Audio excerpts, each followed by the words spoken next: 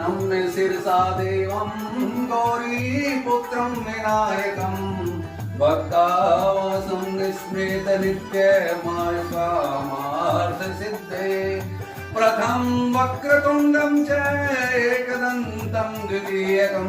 तृतीयं कृष्णपिङ्गाक्षं गजवक्त्रं चतुर्थकं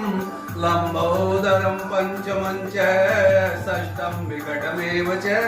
सप्तमं विघ्नराजं च धूम्रवर्ण तथाष्टमं नवं भालचन्द्रं च दशं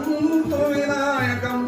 एकादशं गणपतिं द्वादशं तु गजाननं द्वादशेतानि नामानि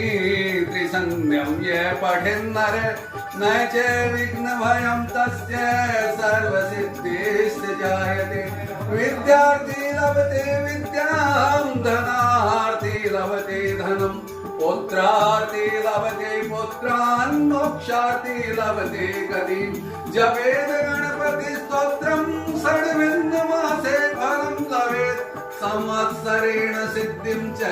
लभते नात्र संशय जय हो अष्टानाम ब्राह्मणानां लिखित्वा समर्पयेत् तस्य विद्या भवेत् सर्वा गणेशस्य प्रसादतः।